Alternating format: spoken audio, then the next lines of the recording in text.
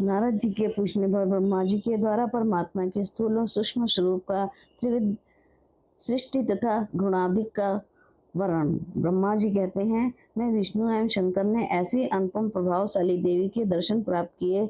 महाभाग नारद, वहां छिपे रूप से वह बहुत सी देवियां अलग अलग दृष्टिगोचर हो रही थी।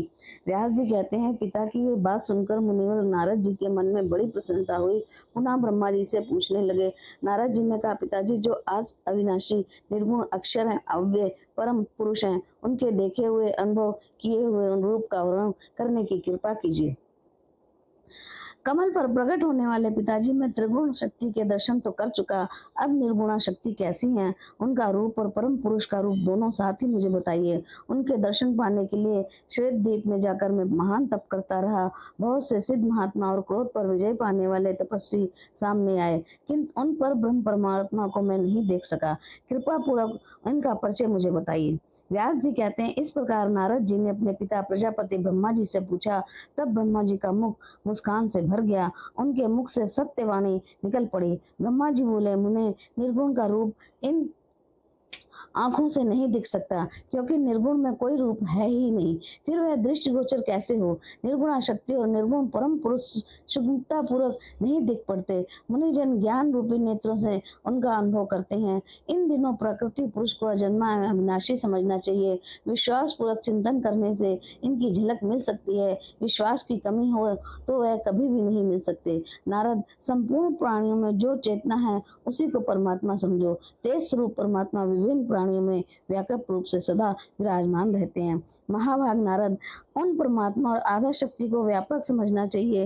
वह सभी जगह रहते हैं, उनके बिना जगत में किसी भी वस्तु की सत्ता नहीं है। वह दोनों विचिंतन हैं, वह सदा प्रत्येक प्राणी के शरीर में मिलकर रहते हैं। दोनों अविनाशी हैं, एक रूप हैं, चिन्मय हैं, निर्गुण हैं और मल शून्य हैं। जो शक्ति है वही परमात्मा है, जो परमात्मा है वही शक्ति है, ऐसा सिद्धांत है। नारद, इसमें इनमें कोई भी भेद नहीं है, ये सूक्ष्म तत्व समझ लो। नारद, संपूर्ण शास्त्रों, अंगों उपअंगों सहित वेदों का अध्ययन करने के पश्चात भी जिसके मन में वैराग का उदय नहीं होता, वह पुरुष इन प्रकृति और पुरुष के सूक्ष्म भेद को नहीं जान सकता। पुत्र, तुम चरम कोटि के विद्वान हो, भला कोई सगुण प्राणी निर्गुण ब्रह्मा का शास्त्राकार कैसे कर सकता है। अतः तुम्हें सगुण परमात्मा की ही आराधना करनी चाहिए। नारद जी ने कहा, पिताजी, आप देवताओं के भी आराध्य देव हैं, तीनों गुणों का जो स्वरूप है उसे मैं विस्तार पूर्वक जानना चाहता हूँ। सात्विक, राजस और तामस भेद से अहंकार के तीन रूप हैं। पुरुषोत्तम, उन रूपों का भी स्पष्टीकरण करने की कृपा कीजिए। प्रभु, जिसे जान लेने में संदेह से मुक्त हो जाऊं, मुझे उस ज्ञान का उपदेश दीजिए। साथ ही गुणों के विस्तृत लक्षणों को भी अलग अलग समझाइए। ब्रह्मा जी ने कहा, निष्पाप नारद, तीन अहंकारों की तीन शक्तियां हैं, तुम्हें उनका परिचय देता हूँ। वह ज्ञान शक्ति, क्रिया शक्ति और अर्थ शक्ति के नाम से विख्यात है। ज्ञान शक्ति का सात्विक अहंकार से, क्रिया शक्ति का राजस अहंकार से और दृढ़ शक्ति का तामस अहंकार से संबंध है। ये तीन शक्तियां तुम्हें बतला दी। नारद, अब उनके कार्यों का निरूपण करूंगा। सावधान होकर सुनो। तामसी दृढ़ शक्ति से शब्द, स्पर्श, रूप, रस और गंध, इन पांच तमन्नाओं की उत्पत्ति बतलाई जाती है। आकाश का गुण शब्द, वायु का स्पर्श, अग्नि का रूप, जल का रस और पृथ्वी का गुण गंध। नारद, संक्षेप में ये बात समझ लेनी चाहिए। दृढ़ शक्ति से संबंध रखने वाले दशों एकत्रित होकर जब प्रकट होते हैं तब उन्हें तामस अहंकार से उत्पन्न सृष्टि कहा जाता है। अब राजसी क्रिया शक्ति से जिनका प्रादुर्भाव होता है उन्हें कहता हूँ, सुनो। कान, त्वचा, जीभ, आंख और नासिका, ये पांच ज्ञानेंद्रियां तथा वाणी, हाथ, पैर, उपस्थ और गुदा, ये पांच कामेंद्रियां तथा प्राण, आपान, व्यान, समान और उदान, पंच प्राण सभी क्रिया शक्ति से उत्पन्न होते हैं। प्रकट हुए इन 15 के समुदाय को राजस सृष्टि कहते हैं। इनके सभी साधन क्रिया शक्ति में है। इनका उत्पादन कारण चित्त वृत्ति कही जाती है। सात्विक अहंकार से संबंध रखने वाली जो ज्ञान शक्ति है उससे दिशा, वायु, सूर्य, वरुण, अश्विनी कुमार और 5 ज्ञानेंद्रियों के 5 अधिष्ठाता देवता तथा बुद्धि, प्रकृति, अंतःकरण के अधिष्ठाता चंद्रमा, ब्रह्मा, रुद्र और चौथा चित्रज्ञ तथा मान सहित 15 प्रकट होते हैं। सात्विक अहंकार की यह सृष्टि सात्विक सृष्टि के नाम से विख्यात है। स्थूल और सूक्ष्म भेद से परमात्मा के 2 रूप हैं। भगवान के निराकार ज्ञान रूप को सबका उत्तान कारण कहा जाता है। साधकों को ध्यान में स्थूल रूप की झांकी मिलती है। परम पुरुष परमात्मा का यही सूक्ष्म शरीर है जिसकी व्याख्या की गई है। यह मेरा शरीर भी सूत्र रूप से उन्हीं का स्थूल रूप कहा जाता है। पंच मात्राओं की व्याख्या में कर चुका। जो सूक्ष्म भूत थे उन्हीं का पंचीकरण कर देने पर 5 भूतों का समुदाय शरीर उत्पन्न हो जाता है। इस पंचीकरण के भेद को भी कहता हूँ। सभी भूतों के विभाग स्पष्ट हो जाने पर प्रत्येक में एक एक गुण की वृद्धि लक्षित होती है। आकाश का केवल एक गुण होता है, दूसरा कोई नहीं। वायु के शब्द और स्पर्श ये 2 गुण हैं। अग्नि के 3 गुण, शब्द स्पर्श और रूप, शब्द स्पर्श रूप और रस ये 4 गुण। जल के शब्द स्पर्श रूप रस और गंध, इन 5 गुणों से पृथ्वी परिपूर्ण है। इस पृथ्वी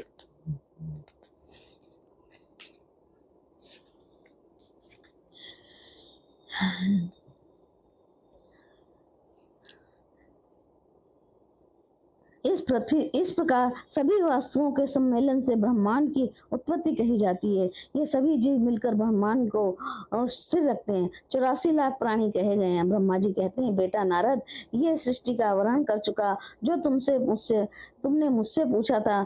अब गुणों के विषय में कहता हूँ। मन को एकाग्र करके सुनो। सत्गुण को पृथ्वी में समझना चाहिए। सुख से प्रीति उत्पन्न होती है। अजर, सत्य, सोच, श्रद्धा, क्षमा, धृति, अनुकंपा, लज्जा, शांति और संतोष ये सभी गुण निश्चित सात्विक प्रीति के उत्पन्न होने में कारण है। सत्व गुण शुभ वर्ण है। इससे धर्म में निरंतर प्रेम बढ़ता है। साथ ही सात्विक श्रद्धा का प्रभाव और असात्विक श्रद्धा का तिरोभाव भी होता है। तर्कदर्शी मुनियों ने कहा है कि श्रद्धा 3 प्रकार की होती है।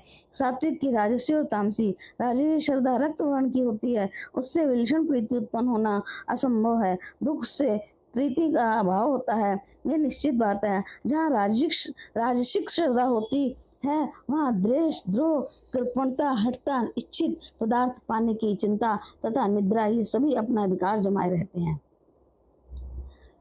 अभिमान, घमंड, मानसिक विकार ये राजस श्रद्धा से ही उत्पन्न होते हैं। विद्वान पुरुष इन लक्षणों का देखकर राजस श्रद्धा समझ लें।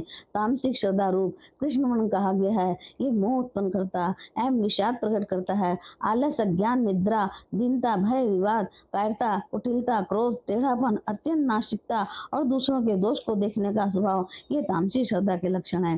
पंडित जन इन लक्षणों से युक्त श्रद्धा को तामसिक श्रद्धा निश्चित कर लें। इस श्रद्धा से संबंध होने पर दूसरों की पीड़ा पहुंचाने की प्रकृति जग उठती है। अतः कल्याण में पुरुषों को चाहिए कि वह सात्विक श्रद्धा का प्रयोग करें, राजसी श्रद्धा पर नियंत्रण रखें तथा तामसी श्रद्धा का सर्वदा त्याग कर दें। सत्य, रज और तम इन तीनों में किसी से किसी का प्रेम नहीं है। ये एक दूसरे से विरोध रखते हैं। कहीं कहीं इनका मेल मिलाप भी हो जाता है। वैसे ना कहीं केवल सत्य रहता है और ना रज ना तम ही तीनों साथ रहते हैं। इससे अनेकों अनयाश्रय भी कहा गया है। नारद, काम, क्रोध, लोभ, मोह, तृष्णा, द्वेष, राग, मद, ईर्ष्या आदि सभी शरीर के विकार हैं। जब तक ये बाहर नहीं निकल जाते तब तक मनुष्य पूर्ण आत्मा नहीं बन सकता। तीर्थाटन करने पर भी यदि ये विकार शरीर से बाहर निकले तो तीर्थ का फल केवल श्रम ही रहा। जैसे किसान कितने परिश्रम से खेती करता है। विषम भूमि को सुडौल बनाकर मांगे मूल्य से खरीदा हुआ बीज होता है। मन में उत्तम आशा लगी रहती है। दिन रात खेत की रक्षा में अथक परिश्रम करता है। अब हेमंत का समय आ गया, खेत में फल फूल लग रहे हैं। इतने में रखवाली करने वाला किसान सो गया। बाघ और मृग आदि जंगली जानवर आए और सारा खेत खा गए। बेचारा ग्रस्त निराश होकर बैठ गया। पुत्र वैसे ही मन से विकार दूर ना हुए तो तीर्थाटन के परिश्रम से केवल दुख ही उठाना पड़ता है। वह केवल कोई फल नहीं दे सकता। शास्त्र का अध्ययन करने से श्रेष्ठ सत्गुण उत्पन्न होता है और बढ़ता है। नारद, उसका फल ये होता है कि तामसिक पदार्थों में आसक्ति नहीं हो पाती। राजस और तामस दोनों वृत्तियों को ये हठ पूर्वक रोक देता है। लोभ होने से प्रबल रजोगुण की उत्पत्ति होती है। तमोगुण और सतोगुण को दबा डालता है। मोह होने से तमोगुण उत्पन्न होता है और क्रमशः उसकी वृद्धि होने लगती है। ये सतोगुण और रजोगुण दोनों पर अपना अधिकार जमाए रहता है। जिससे प्रकार एक गुण दूसरे को दबा देता है वह प्रसंग मैं विस्तार पूर्वक कहता हूँ। अब सत्वगुण की वृद्धि होती है तब मन में धार्मिक भावनाएं जग उठती हैं। उस समय रजोगुण और तमोगुण से उत्पन्न कोई भारी विषय निश्चित पर नहीं बढ़ता चढ़ता, सदा सतोगुण से उत्पन्न अर्थ का ही चिंतन होता है। इसके अतिरिक्त अन्य अर्थ सामने नहीं आ पाते। बिना यत्न करने पर भी धार्मिक अर्थ और यज्ञ में अभिरुचि होती है। सतोगुण के उदय होने पर मोक्ष की अभिलाषा रखने वाला पुरुष केवल सात्विक विषयों में ही रुचि रखता है, राजस पदार्थ को भी नहीं चाहता, फिर तामस पदार्थ को तो चाहेगा ही कैसे। इस प्रकार पहले रजोगुण को जीतकर फिर तमोगुण को अधिकार करना चाहिए। पुत्र इस समय केवल शुद्ध सत्वगुण ही रह जाता है। जब रजोगुण बढ़ जाता है तब पुरुष सात्विक सनातन धर्मों का परित्याग करके अन्य धर्मों की उपासना करने लगता है, क्योंकि उस समय राजसी श्रद्धा उसके हृदय में जमी रहती है। राजसी श्रद्धा के उदय होने पर ही धन बढ़ाने और राजस भोग भोगने को जी चाहता है। तब सतोगुण उससे दूर हट जाता है और तमोगुण भी पूरा पास नहीं ठहरता। जब तमोगुण अत्यधिक बढ़ जाता है तब वेद और धर्मशास्त्र में मानव विश्वास नहीं कर पाता। मन में तामसी श्रद्धा को लेकर धन का अपव्यय करता है। वह कभी सभी जगह वैर का बीज बो देता है, कहीं भी उसे शांति नहीं मिलती। वह मूर्ख सठ एवं क्रोधी मनुष्य सत और रज की अवहेलना करके पूर्वक विशाल भोगों में भटकता रहता है। न केवल कहीं सत्वगुण रहता है और न रजोगुण एवं तमोगुण ही, ये सभी गुण परस्पर सापेक्ष हैं, अतः एक साथ रहते हैं। कहीं भी रजोगुण के बिना सतोगुण और सतोगुण के बिना रजोगुण नहीं ठहर सकता।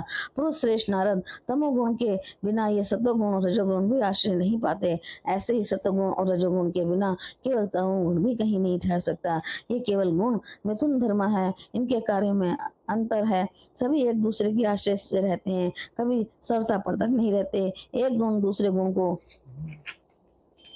उत्पन्न करने वाला होता है, क्योंकि प्रसव धर्मी है। कभी सतोगुण रजोगुण और तमोगुण को उत्पन्न करता है, कभी रजोगुण से सतोगुण और तमोगुण भी उत्पन्न होते हैं। कहीं तमोगुण रजोगुण और सतोगुण इन दोनों का जनक होता है। इसी प्रकार ये एक दूसरे के जनक हैं। जैसे घट से मिट्टी और मिट्टी से घट उत्पन्न हुआ करता है, ये गुण बुद्धि में रहकर परस्पर इच्छाओं को द्योतित करते हैं। जिस प्रकार देवदत्त यमदत्त यज्ञदत्त और विष्णु मित्र तीनों मिलकर के किसी कार्य का संपादन करते हैं, अथवा स्त्री पुरुष दोनों का सम्मिलन होने पर नूतन सृष्टि बन जाती है, वैसे ही गुण भी एक दूसरे के साथ संयोग करते हैं। रजोगुण के मिथुन होने पर सतोगुण, सतगुण के मिथुन होने पर रजोगुण और तमोगुण के मिथुन होने पर सतगुण और रजोगुण ये दोनों उत्पन्न होते हैं, ऐसा कहा गया है। नारद जी कहते हैं, इस प्रकार पिताजी ने सर्वोत्तम गुण की व्याख्या की। ये सब सुनने के पश्चात में फिर मैंने उनसे प्रश्न किया। नारद जी ने कहा, पिताजी आपने गुणों के लक्षण बतला तो अवश्य दिए, परंतु आपके मुखारविंद से निकला हुआ ये वांग्मय रस इतना मधुर है कि मैं अब तक उसे पीता रहा, किंतु मेरी तृप्ति नहीं हुई। अतः गुणों का समयक प्रकार से परिचय कराने की कृपा कीजिए, जिससे मेरा मन अंतःकरण परम शांति प्राप्त कर सके। व्यास जी कहते हैं, रजोगुण से प्रकट होने वाले जगतकर्ता ब्रह्मा जी महाभाग नारद जी के पिता हैं। पुत्र के पूछने पर वह कहने लगे, ब्रह्मा जी बोले, नारद मैं गुणों का वर्णन करता हूँ, सुनो। केवल सत्गुण तो कहीं भी लक्षित नहीं होता, सभी गुणों की सम्मिलित हो रूप ही सामने आता है। उदाहरण के लिए संपूर्ण आभूषणों से सुशोभित है, हाव भाव से युक्त एक सुंदर स्त्री अपने पति को काम सुख देती है, साथ ही उसके माता पिता भाई बंधु भी विभिन्न भावों से उत्पन्न होते हैं। वहीं वह सोतों के महान कष्ट देने वाली भी सिद्ध होती है। वैसे ही सतोगुण जब स्त्री वेश में होता है और उससे राजोगुण एवं तमोगुण संबंधित होते हैं, तब राजसी एवं तामसी वृत्ति उत्पन्न होती है। रजोगुण और तमोगुण की स्त्री रूप में आने पर यदि सद्गुण से संबंध होता है तो सात्विक वृत्ति उत्पन्न होती है। एक से दूसरे का परस्पर संयोग होने पर एक विलक्षण वृत्ति तैयार हो जाती है।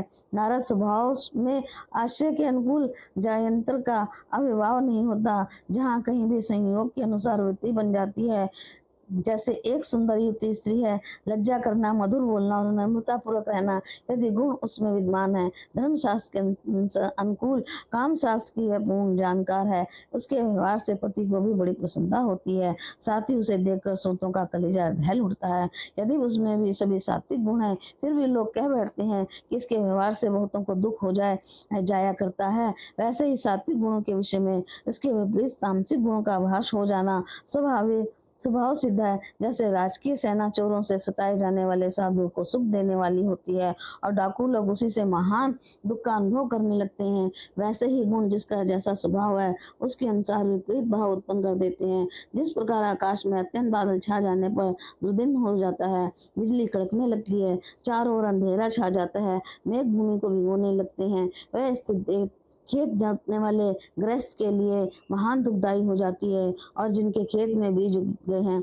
उन्हें इससे सुख मिलता है। अधिक कष्ट तो उन बेचारे मंदभागी गृहस्थों को होता है जिनका घर कभी अभी छाया नहीं गया, जो छप्पर के लिए खर बांस आदि जुटा रहे हैं। इससे सिद्ध होता है कि सभी गुण जिनका जैसा स्वभाव है उसी के अनुसार अनुकूल और प्रतिकूल प्रतीत होते हैं। पुत्र, अब उन गुणों के लक्षण बताता हूँ, सुनो। सत्वगुण प्रकाश करने वाला, स्वच्छ और विशुद्ध है। जिस समय बचपन में नाक, कान और आंख आदि इंद्रियां अभी छोटी रहती हैं और निर्मल अंतःकरण विषयों की ओर नहीं मुड़ता, उस समय शरीर में सत्वगुण का साम्राज्य समझना चाहिए। फिर जम्भाई लेना, सोना, हाथ पैर पटकना आदि क्रियाएं रजोगुण के प्रभाव से होती हैं।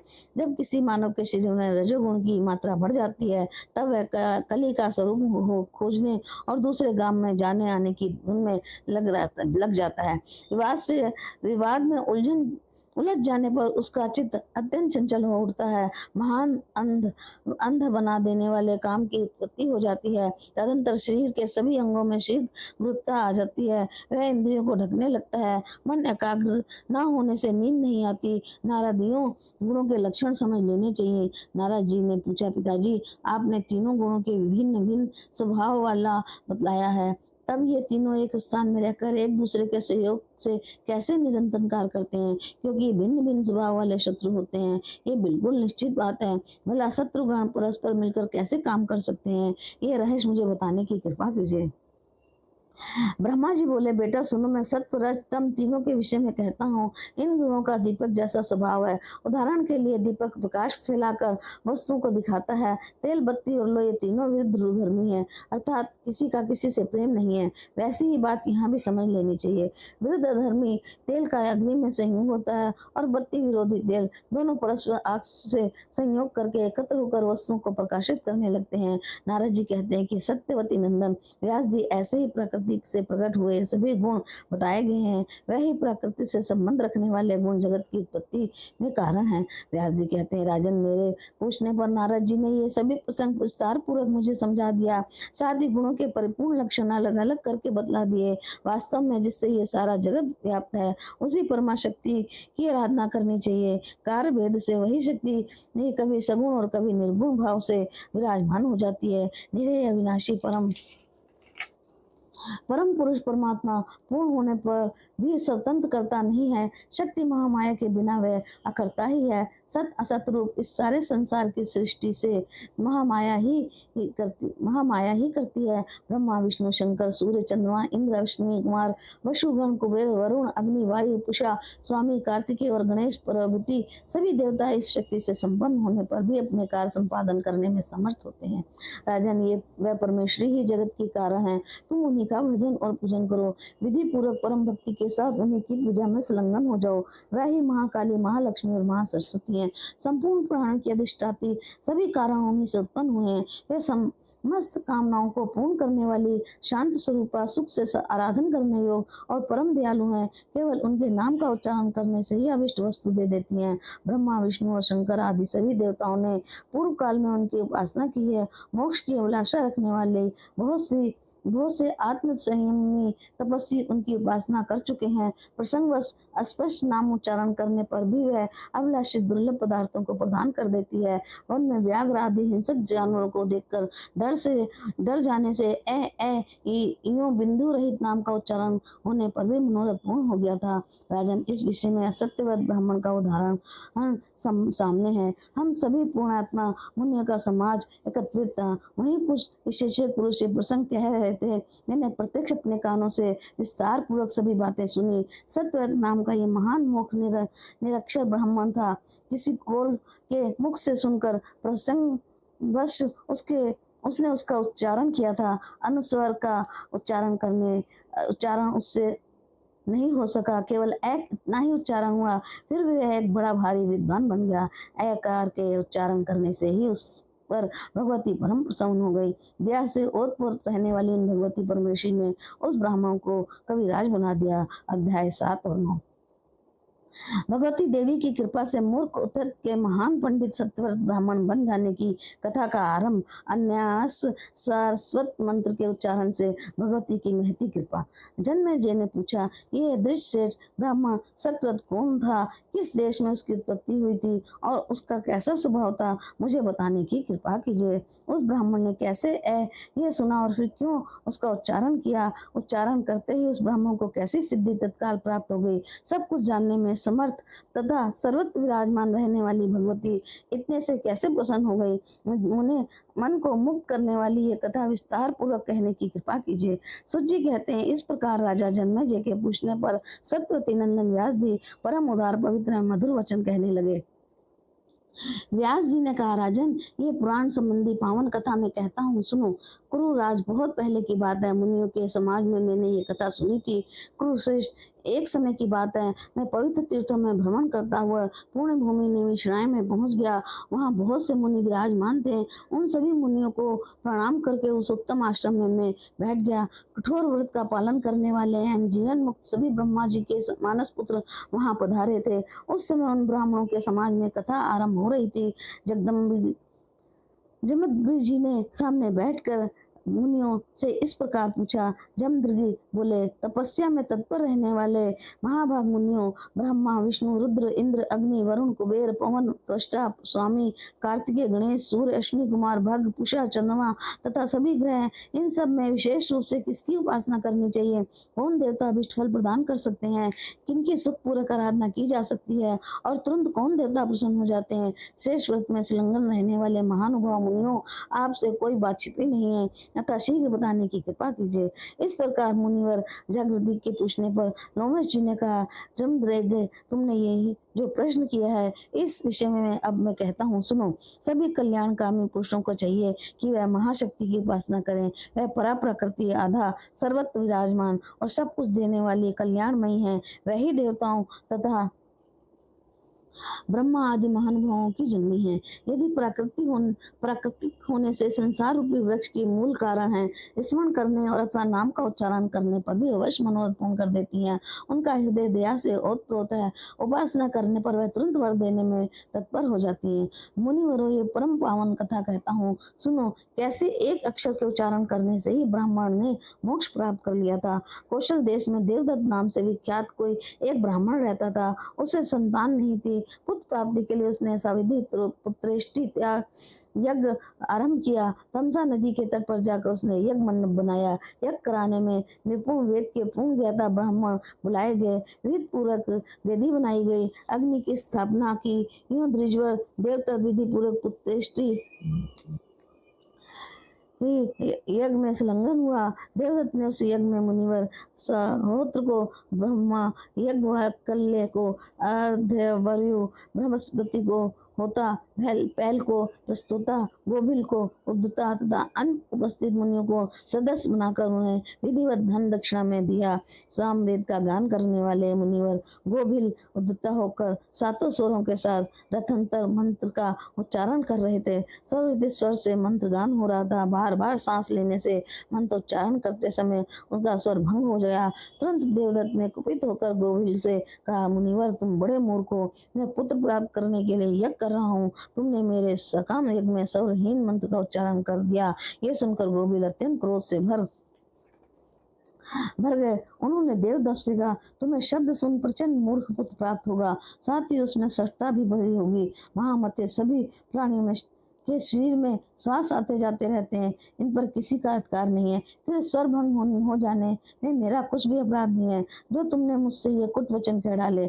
महात्मा गोविल को उपयुक्त बात सुनने के पश्चात सुनाने के पश्चात उनके शाप से भयभीत होकर अत्यंत विखेद प्रकट करते हुए देवदत्त ने मुनि से कहा, विप्रवर, आप मुझ पर निर्दोष पर निष्कारण क्यों कुपित हो रहे हैं। मुनि तो कभी भी क्रोध के वश नहीं होते और सदा सुख प्रदान किया करते हैं। विप्रेंद्र, थोड़ा सा अपराध हो जाने पर आपने कैसे मुझे शाप दे दिया। पहले तो मैं पुत्र के अभाव से ही मान दुखी था ही, इस पर आपने मुझे दूसरे घोर दुख के पचड़े में डाल दिया, क्योंकि वेद के पारगामी विद्वान कहते हैं कि मूर्ख पुत्र की अपेक्षा पुत्रहीन रहना ही उत्तम है। फिर भी मूर्ख ब्राह्मण तो सबकी दृष्टि में है समझा जाता है। द्विज और मूर्ख ब्राह्मण सभी कर्मों में पशु अथवा शूद्र की भांति अनाधिकारी माना जाता है। अब ऐसे मूर्ख पुत्र से मेरा कौन सा कार्य सिद्ध होगा? जैसा शूद्र वैसा ही मूर्ख ब्राह्मण, इसमें कुछ भी संदेह नहीं है। मूर्ख ब्राह्मण की ना कहीं पूजा होती है, ना ही उसे दान मिलता है। संपूर्ण कार्यों में वह निंद्र माना जाता है। देश में रहने वाले वेद सुन मूर्ख ब्राह्मण को कर देना पड़ता है। राजा उसे शूद्र के समान समझते हैं। पितृकार तथा देवकार के अवसर पर फल की इच्छा रखने वाले पुरुषों को चाहिए कि वे मूर्ख ब्राह्मण को किसी आसन पर ना बिठाएं।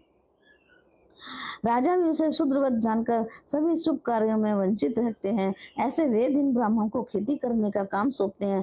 बिना ब्राह्मण के कुश के चट से श्राद्ध में कार्य संपादन कर लेना ठीक है, किंतु मूर्ख ब्राह्मण से कभी भी श्राद्ध की विधि पूर्ण न कराएं। मूर्ख ब्राह्मण को भोजन से अधिक अन्न नहीं देना चाहिए। उस राजा के राज को धिक्कार है जिसके देश में मूर्ख जनता बसती है, तथा मूर्ख ब्राह्मण भी दान मान आदि से पूजित होते हैं। साथ ही जहाँ आसन पूजन और दान में किंचित मात्र भी भेद नहीं माना जाता, अतः विज्ञ पुरुष को चाहिए कि मूर्ख और पंडित की भेद की जानकारी अवश्य रखें। जहाँ दान मान और परिग्रह से मूर्ख गौरव के पात्र माने जाते हों, उस देश में पंडित जन को किसी प्रकार भी नहीं ही रहना चाहिए, क्योंकि दुर्जन व्यक्तियों की संपत्तियां दुर्जनों के उपकार में वह होती हैं। जैसे फल से लदे मुनीम के वृक्ष आकर कौवे भले ही फल खा लें, वह फल अन्न किसी के उपयोग में नहीं आते। वैदिक ब्राह्मण जिसका अन्न खाकर वेद पाठ करता है, उसके पूर्वज स्वर्ग से रहकर अत्यंत आनंद के साथ क्रीड़ा करते हैं। अतः गोविल जी, आप तो वेद के प्रचंड विद्वान हैं, फिर मुझे मूर्ख पुत्र होने की बात आपने क्यों कह दी? अरे इस संसार में मूर्ख पुत्र का होना तो कहीं मृत से भी अधिक कष्टप्रद है। महाभाग, अब आप इस शाप से उद्धार करने की मुझ पर कृपा कीजिए। आप दोनों का उद्धार करने में समर्थ हैं। मेरा मस्तक आपके चरणों में पड़ा है। रोमस जी कहते हैं, इस प्रकार कहकर वह देवदत्त गोविंद जी के पैर पर पड़ गया। अत्यंत कातर होकर करुणापूर्वक स्तुति करता रहा। उसकी आंखों से आंसू गिर रहे थे। तब गोविंद जी ने दीन हृदय देवदत्त की और दृष्टि डाली। महात्माओं का क्रोध क्षण भर में ही शांत हो जाता है। पापी जन ही ऐसे हैं जिनका कोप कल्पों तक भी दूर नहीं होता। जल का स्वाभाविक गुण है शीतल रहना। आग पर गर्म करने से वह गर्म भले ही हो जाए, किंतु फिर भी आग का संयोग हटते ही वह तुरंत ठंडा हो जाता है। गोविंद जी का हृदय दया से भर गया। उन्होंने अत्यंत दुखी देवदत्त से कहा, तुम्हारा पुत्र मूर्ख होकर फिर विद्वान भी हो जाएगा, ये बिल्कुल निश्चित बात है। यूं वर देने पर देवदत्त का मन प्रसन्नता से खिल उठा।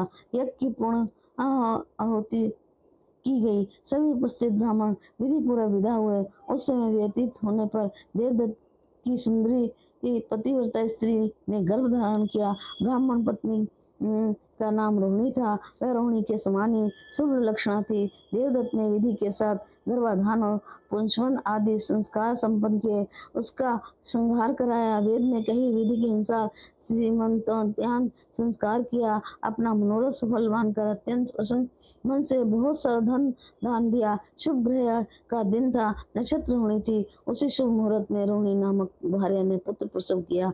दिन में शुभ लगन में जन्म हुआ। उसी समय ब्राह्मण ने बालक का जात कर्म संस्कार किया। समय अनुसार पुत्र को देखकर नामकरण किया। देवदत्त को पहले की भांति याद थी। उन्होंने अपने उस पुत्र का नाम उत्थित रखा। 8वें वर्ष में शुभ योग और शुभ दिन पाकर उन ब्राह्मण देवता ने पुत्र का यज्ञोपवीत संस्कार सविधि संपन्न किया।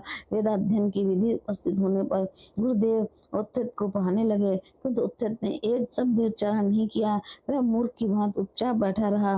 फिर पिता ने उसे बहुत ढंग से पढ़ाया, किंतु उस मूर्ख की बुद्धि ठीक रास्ते पर नहीं आई। वह मूर्ख के समान पड़ा रहा। फिर तो पिता देवता चिंता के समुद्र में डूबने लगे। 12 वर्षों तक उत्थित पढ़ने का अभ्यास करता रहा। फिर भी संध्या वंदन करने को विधि तक उसे मालूम न हो सकी। जगत में जितने ब्राह्मण तपस्वी तथा इत्र जान थे, इन सबों ने इस बात का प्रचार हो गया कि उत्थित मूर्ख है। जहाँ कहीं भी वह मन में जाता, लोग उसका उपहास करते थे। माता पिता भी उसकी निंदा करने और उसे कोसने लगे। जब सारी जनता, पिता माता एवं बंधु बांधव सभी उत्थित को अत्यंत निंदा करने लगे, तब उस ब्राह्मण के मन में वैराग हो गया। वह वन में जाने लगा। पिता ने कहा, यदि अंधा या अपंग रहता तो भी ठीक था, किंतु मूर्ख पुत्र तो बिल्कुल व्यर्थ है। माता पिता की इन बातों से ऊब कर वह उत्तत वन में चला गया। गंगा के तट पर वह पवित्र स्थान था। वहीं सुंदर कुटी बनाकर वह जंगल के फल फूल खाकर ही जीवन व्यतीत करने लगा। वहाँ मन और इंद्रियों पर संयम रखते हुए रहने लगा। उत्तम नियम है ये बना लिया कि अब कभी भी झूठ नहीं बोलूंगा। यूं उस उम्र में आश्रम पर ब्रह्मचार्य पूर्वक उसका समय व्यतीत होने लगा। लोमस जी कहते हैं ये ब्राह्मण अत्यंत न वेद अध्ययन कर जानता था और न जप देवताओं का ध्यान और आराधना कैसे होता इसका तो कुछ भी पता नहीं था। आसन प्राणायाम प्रत्याहार भूत शुद्धि करने की विधि से वह बिल्कुल अपरिचित था। कीलक मंत्र पढ़ने और गायत्री का जप करने से वह सर्वथा अनभिज्ञ था। सोच जाने की, स्नान करने की और आचमन की विधि भी उसे मालूम ना थी। भोजन के समय प्राण अग्निहोत्र करके विष्णु देव बलि एवं अतिथि बलि देने तथा संध्या के अवसर पर संध्या लाकर हवन करने के नियम ज्ञान भी उसे नहीं था। बस वह उत्तर ब्राह्मण प्रातःकाल उठता और यथाकंचित दातुन करके बिना कुछ मंत्र बोले ही शूद्र की भांति गंगा में स्नान कर लेता और मध्याकाल में जंगल से फल ले आता था और इच्छा अनुसार उधर की पूर्ति कर लेता था। कौन फल खाने के योग है और कौन नहीं इसका भी उसे पता नहीं था। ये सत्य बोलता था। उसके मुख से कभी भी मिथ्या शब्द नहीं निकलता। इससे वहां की जनता ने उस ब्राह्मण का नाम सत्यव्रत रख लिया। वह ना तो कभी किसी का अहित करता और ना ही अनुचित कर्म में उसकी प्रवृत्ति होती। सुख से अपनी कुटी में ही सो जाता।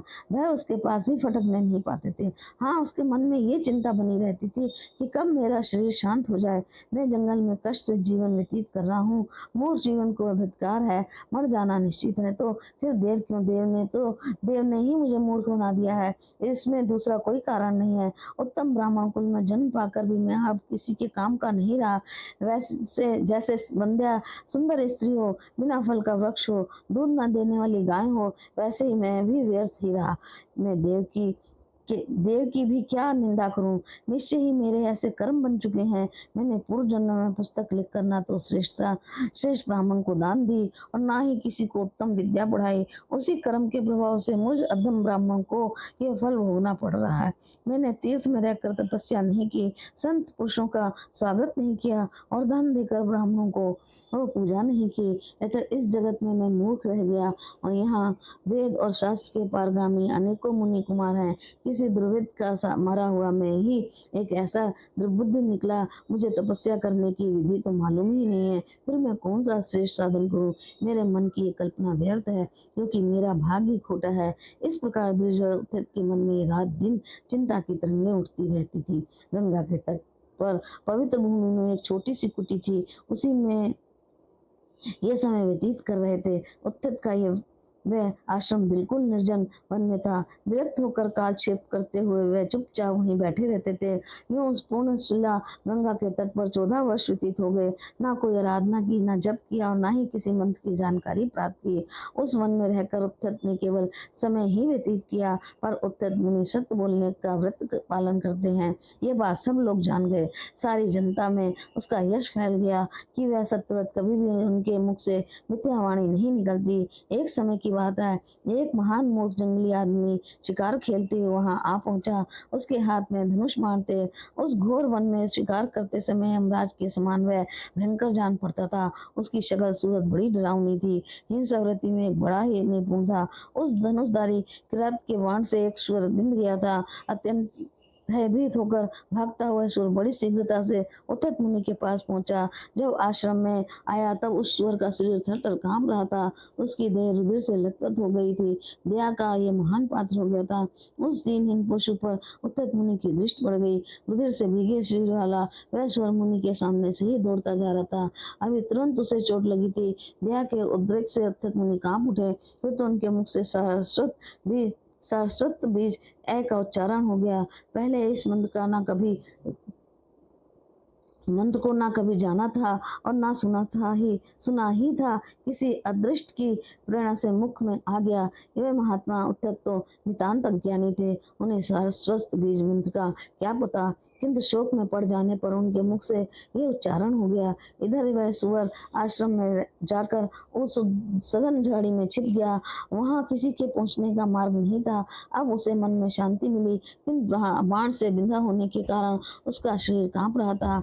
इसके बाद तुरंत वह निषाद राज शिकारी कान तक बाण खींचते हुए धनुष हाथ में लिए उत्तम मुनि के ये सामने आ पहुंचा। उसका सिर बड़ा ही भयंकर था। शिकार खेलते समय जान पड़ता था मानो स्वयं काल ही है। उस व्याध ने देखा आदित्य सत्यवादी नाम से विख्यात उत्तम मुनि कुशुक के आसन पर बैठे हैं। उसने सामने खड़े होकर प्रणाम किया और पूछा, द्विजवर सुर कहाँ गया? मैं जानता हूँ आप प्रसिद्ध सत्यवर्ती ही हैं, अतः अब मैं आपसे पूछ रहा हूँ कि मेरे बाण से बिंधा हुआ सुर कहाँ है? मेरा सारा परिवार भूख से छटपटा रहा है। मैं उस परिवार की क्षुधा शांत करने की इच्छा से ही आया हूँ। द्विजवर, ब्रह्मा ने मेरे लिए वही वृत्ति बनाई है, दूसरा कोई रोजगार नहीं है। मैं बिल्कुल सत्य कहता हूँ। अच्छे अथवा बुरे किसी उपाय से कुटुंब का भरण पोषण करना तो अनिवार्य ही है।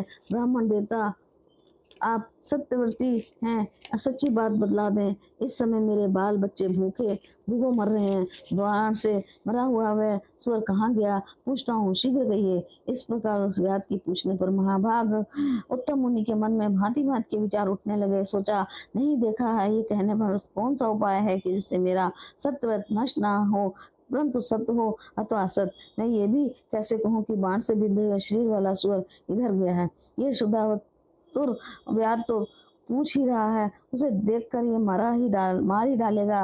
वह सत्य है जिसमें हिंसा भरी हो। यदि दया युक्त हो तो नृत्य भी सत्य ही कहा जाता है। जिससे मनुष्यों का हित होता है वही सत्य है, उसे असत्य नहीं कहा जा सकता। दोनों विरुद्ध पक्ष हैं। इस स्थिति में मेरा हित कैसे हो? मैं क्या उत्तर दूं जिससे मेरी वाणी भी झूठ न हो? उस धर्म संकट में पड़कर उत्तर सोचते रहे, परंतु किसी निर्णय पर नहीं पहुंच सके।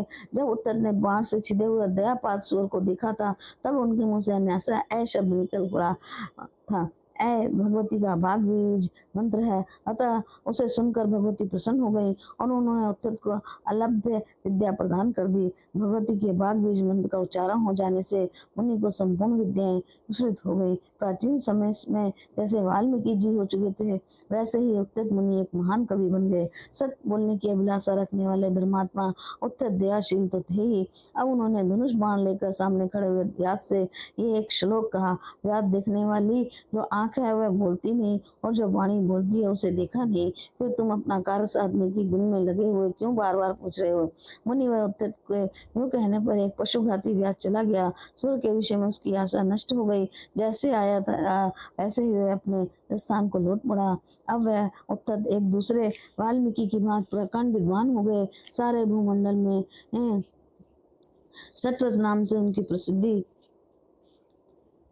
हो गई। तदंतर सारस्वत बीज मंत्र ए का उन्होंने विधिवत जाप किया। इसमें जगत में उनकी विद्वता की प्रभा चारों ओर फैल गई। ब्राह्मण लोग सभी पर्वों के अवसर पर उनका यश निरंतर गाया करते। इस कथा को मुनिगण बहुत विस्तार से कहा करते हैं। ये समाचार सुनकर जिन पिता ने उत्तत को त्याग दिया था, वह आश्रम पर गए और बड़े आदर के साथ मुनि उत्तत को घर लौटा लाए। अतएव राजन, उन आदिशक्ति भगवती जगदम्बिका की भक्ति पूर्वक सदा उपासना करनी चाहिए। वह पराशक्ति ही सारे जगत के कारण है। महाराज, इसीलिए अपने वेद के में कथित विधि के अनुसार उन भगवती का यज्ञ आरंभ करो। निश्चय ही ये यज्ञ सभी समय परिपूर्ण मनोरथ पूर्ण कर देता है।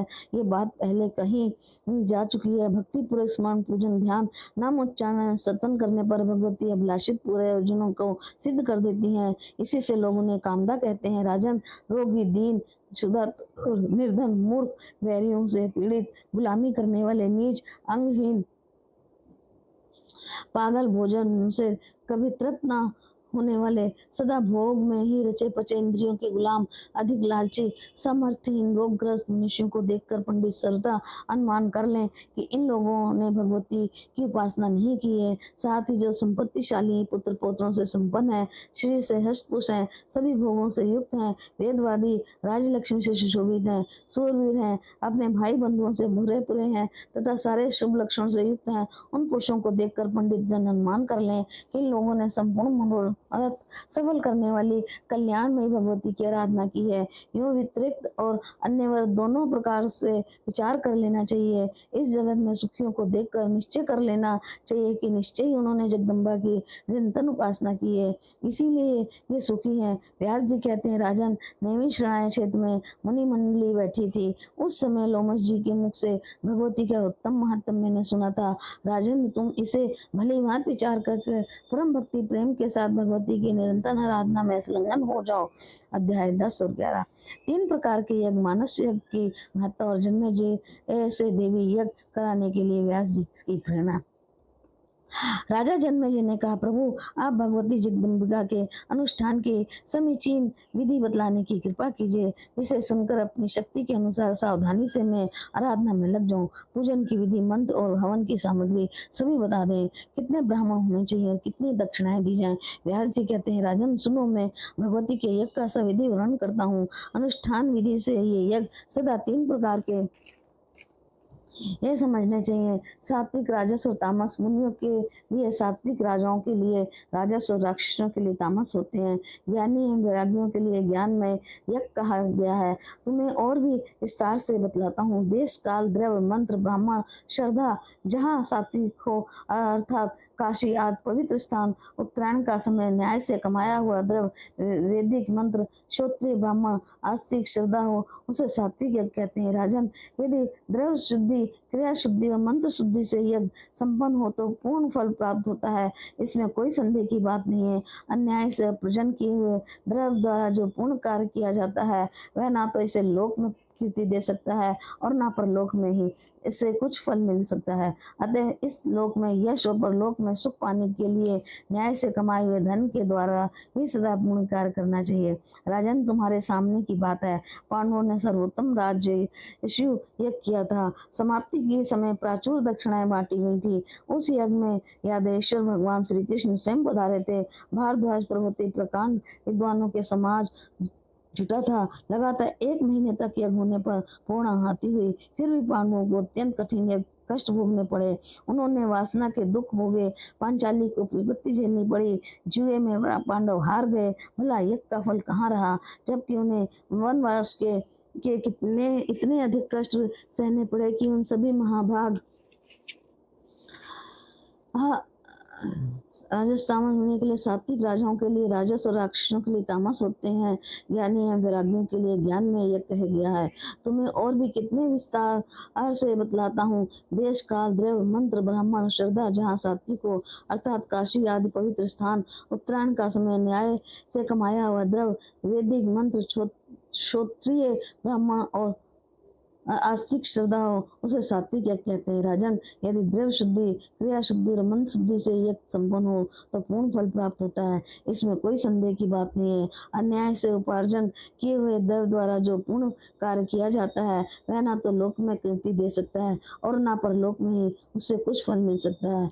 अतः इस लोक में यश और परलोक में सुख पाने के लिए न्याय से कमाए हुए धन के द्वारा ही सदा पूर्ण कार्य करना चाहिए। राजेंद्र, तुम्हारे सामने की बात है। पांडवों ने सर्वोत्तम राज्य यज्ञ किया था। समाप्ति के समय प्रचुर दक्षिणाएं बांटी गई थी। उस यज्ञ में यादेश्वर भगवान श्री कृष्ण स्वयं पधारे थे। भारद्वाज पर्वतीय प्रकांड विद्वानों का समाज जुटा था। लगातार 1 महीने तक यज्ञ होने पर पूर्ण आहुति हुई। फिर भी पांडवों के अत्यंत कठिन कष्ट भोगने पड़े। उन्होंने वनवास के दुख भोगे, पंचाली को विपत्ति झेलनी पड़ी, जो में पांडव हार गए। भला यज्ञ का फल कहाँ रहा, जबकि उन्हें वनवास के वे इतने अधिक कष्ट सहने पड़े। उन सभी महाभाग पांडवों ने राजा विराट के घर नौकरी की थी। कीचक ने साध्वी द्रौपदी को कितना कष्ट दिया था। जिस समय पतिव्रता सुंदरी द्रौपदी को केश पकड़कर खींचा गया, उस समय कोई भी पांडव उस अबला की रक्षा न कर सके। यदि कर्म करने में प्रतिकूल फल सिद्ध हुआ तो श्रेष्ठ ज्ञान रखने वाले पंडित जन कल्पना कर लें कि इसमें अवश्य कोई अव्यवस्था हो गई है। कर्मशील विद्वान ने प्राय कर्म को ही प्रधान बतलाया है। वे कहते हैं, कर्ता के मंत्र के और द्रव्य से भेद से विपरीत फल हो जाता है। पूर्व समय की बात है, इंद्र ने विश्व रूप को यज्ञ में आचार्य बनाया था, पर मात्र पक्ष वाले दैत्यों का ही हित करने के लिए विश्व रूप जी विपरीत मंत्र कहने लगे। देवताओं और दानवों का कल्याण हो, बार बार यूं कहकर उन्होंने मात्र पक्ष वाले जो असुर थे उनकी भी रक्षा करनी चाहिए। दैत्यों को हृष्ट पुष्ट देख इंद्र कुपित हो उठे। तदंतर अनंतर देवराज ने तुरंत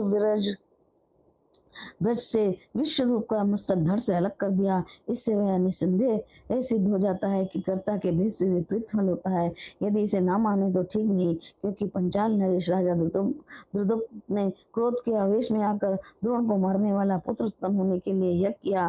फल स्वरूप धृष्टद्युम्न के उत्पत्ति हुई। साथ ही यज्ञ वेदी से द्रौपदी नामक कन्या का भी जन्म हुआ। प्राचीन समय की बात है, जब राजा दशरथ को एक ही संतान नहीं थी, तब उन्होंने पुत्रष्टि यज्ञ किया। इसमें उन्हें 4 पुत्र प्राप्त हुए। अतः युक्ति पूर्वक क्रिया करने पर यज्ञ सर्वथा सिद्धि प्रदान कर सकता है। राजन सभी तरह से सिद्ध हो गया कि कर्म में कुछ भी गड़बड़ी होने पर फल सिद्धि में प्रतिकूलता आ जाती है।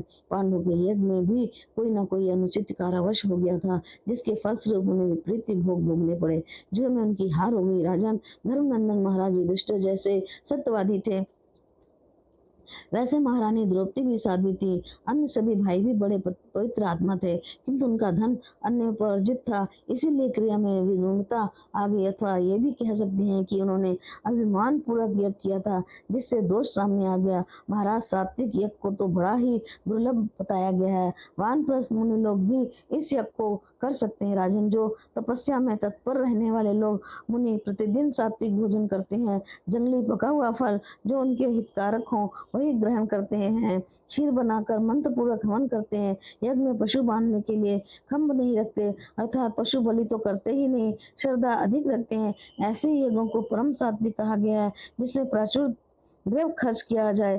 वह यज्ञ सुसंस्कृत होने पर भी क्षत्रियों के तथा वैश्यों के लिए और अभिमान पूर्वक संपन्न होने वाले यज्ञ शूद्रों के लिए बताए गए हैं। महात्माओं ने कहा है कि अभिमान बढ़ाने वाले कोपपूर्ण तामस यज्ञ दानों के होते हैं। उनके निंदित यज्ञ में सर्वथा ईर्ष्या भरी रहती है। जो मुमुक्षु पुरुष हैं तथा जगत में जिनका विराग हो गया है, उन महात्माओं के लिए मानसिक यज्ञ का विधान है। महात्माओं के यज्ञ में किसी साधन की कमी नहीं रहती। अन्य सभी यज्ञों में किसी न किसी साधन की कमी हो भी सकती है, क्योंकि द्रव्य और श्रद्धा की क्रिया, ब्राह्मण, देश और काल, इन सभी साधनाओं से यज्ञ पूर्ण होते हैं। एक मानस यज्ञ के सिवा किसी भी यज्ञ में संगोपंग सभी साधन नहीं मिल सकते। सबसे पहले मन की शुद्धि आवश्यक है। मन सर्वदा गुण रहित हो जाए, ये बिल्कुल सत्य बात है कि मन शुद्ध हो जाने पर शरीर की शुद्धि हो ही जाती है। जिसका मन इंद्रियों के विषयों का परित्याग करके शांत हो जाता है, वही पुरुष इस यज्ञ करने का अधिकारी होता है। मन में ही सर्वप्रथम अनेक योजन के विस्तार वाला मंडप बनाए, जिन्हें यज्ञों में लिया गया है। उन पवित्र वृक्षों के सुंदर और दृढ़ मंडप की रचना करें। मानसिक विशाल वेदी की कल्पना कर मन से ही विधिवत अग्नि स्थापना भी कर लें। मन में ही विधि का पालन करते हुए ब्रह्मा अद्वैत है और प्रस्तोता के रूप में ब्राह्मण को ग्रहण कर लिया जाए। हर्ता तथा अन्य सदस्यों की भी मानसिक कल्पना कर लें। सभी श्रेष्ठ ब्राह्मणों की यत्न पूर्वक मानसिक पूजा भी कर लेनी चाहिए। प्राण, अपान, व्यान, उदान और सामान, इन 5 अग्नियों की वेदी पर सविधि स्थापना करें। उस समय गृहपत अग्नि के स्थान पर प्राण की आवाहनीय के स्थान पर अपान की दक्षिणा अग्नि के स्थान पर, व्यान की अवासाद्य के स्थान पर सम्मान की तथा सभ्य की स्थान पर उदान की कल्पना कर लें। ये सभी अग्नि परम तेजस्वी मन ही मन देव की भावना कर लेनी चाहिए।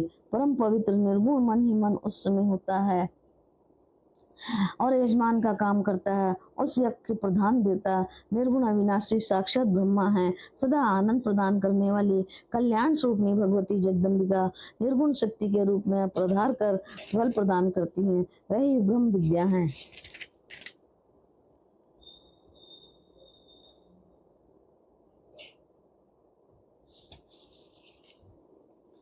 उन्हीं पर सारा जगत टिका है, वह सर्वत्र व्याप्त है। मानसिक यज्ञ करने वाला ब्राह्मण भी भगवती जगदम्बा के उद्देश्य से उन्हीं के द्रव्य का प्राण रूपी अग्नि में हवन कर दे। राजन, फिर चित्त को निरालंबन करने के पश्चात प्राणों को भी सुषुम्ना मार्ग से नित्य ब्रह्मा में घूम दे। स्वयं अपने अनुभव से ये काम कर लेना चाहिए। तदंतर शांत चित्त से समाधि लगाकर पर ब्रह्म स्वरूपा भगवती परमेश्वरी का ध्यान करें। जिस समय पुरुष संपूर्ण प्राणियों में पर ब्रह्म विराजमान है तथा पर ब्रह्मा में वे सारे प्राणी हैं यूं देखने लगता है, तब उसे परम मंगलमयी भगवती जगदम्बा की झांकी होने लगती है। भगवती का श्री विग्रह सच्चित आनंद से परिपूर्ण है। उनके दर्शन हो जाने पर पुरुष ब्रह्म ज्ञानी हो जाता है। राजन, उस समय उस पुरुष की माया की सभी कार्य जल भुन जाते हैं। केवल प्रारब्ध होने के लिए ही यह शरीर धारण किए रहता है। तात ऐसे जीवन मुक्त पुरुष मरने के पश्चात परम धाम में चले जाते हैं। जो भगवती जगदम्बा की उपासना करता है वह कृत हो जाता है, उसका कोई कार्य शेष नहीं रह जाते। अतः संपूर्ण प्रयत्न करके गुरुदेव के कथानुसार अखिल भूमंडल की अधिष्ठात्री भगवती जगदम्बा का ध्यान करके गुणों का श्रवण तथा मनन करना चाहिए। राजन, इस प्रकार किया हुआ यज्ञ मोक्ष रूपी फल प्रदान करता है, इसमें कोई संशय नहीं है। इसके अतिरिक्त जितने साकाम यज्ञ हैं उनका फल अनित्य होता है। विद्वान पुरुष कहते हैं कि वेद की आज्ञा है कि स्वर्ग की कामना रखने वाला पुरुष विधि पूर्वक अग्निशोष यज्ञ करे। ये ठीक है, किंतु मेरी समझ से पूर्ण समाप्त हो जाने पर फिर उन्हें मृत्यु लोक में आना ही पड़ता है। अतः अच्छे अक्षय पूर्ण फल प्रदान करने वाला मनुष्य यज्ञ ही सबसे श्रेष्ठ है। परंतु विजय की अभिलाषा रखने वाला राजा इस यज्ञ को संपन्न नहीं कर सकता। राजन, अभी कुछ दिन पहले तुमने जो सर्प यज्ञ किया था वह तो तामस है, क्योंकि नीच तक्षक के वैर को स्मरण रखते हुए प्रीति हिंसा की भावना से ये यज्ञ किया गया था। उस यज्ञ में करोड़ों सर्पों को तुमने आग में भून डाला। महाराज, अब तुम विधि पूर्वक विस्तार के साथ ये देवयज्ञ यज्ञ करो, जिसका अनुष्ठान सृष्टि के पूर्व काल में भगवान विष्णु ने किया था। राजन, तुम वैसा ही यज्ञ करो, मैं तुम्हें सभी विधि बतलाता हूँ। सर्वप्रथम वेद के उत्तम ज्ञाता एवं विधि के पूर्ण जानकर ब्राह्मण होने चाहिए, जिन्हें देवी के बीज मंत्र का विद्वान मालूम हो तथा जो मंत्र के उच्चारण की शैली को भली भांति जानते हो। यूं ब्राह्मण याजक बनाए जाएंगे, तुम ये यजमान रहोगे। महाराज, इस प्रकार विधि पूर्वक यज्ञ करके उससे मिले हुए पूर्ण फल को प्रतिकार अपने पिता का उद्धार करो। ब्राह्मण का अपमान करने से जो पाप होता है उसे कोई मिटा नहीं सकता। अनक, तुम्हारे पिता वैसे ही ब्राह्मण के शाप जनित दोष से दूषित हो चुके हैं। साथ ही सांप के काटने से राजा का जो शरीर नष्ट हुआ उससे भी दुर्मरण सिद्ध होता है। व्रत के समय भूमि पर कुशा बिछाकर उस पर वह नहीं सुलाए गए थे, बीच में ही उनकी मृत्यु हो गई। वह ना संग्राम में मरे ना गंगा के तट पर ही। कुरुश्रेष्ठ, तुम्हारे पिताजी मरते समय स्नान दान आदि कुछ भी ना कर सके। वह राजमहल में ऊपर कोठे पर थे, वहीं श्वास की गति बंद हो गई।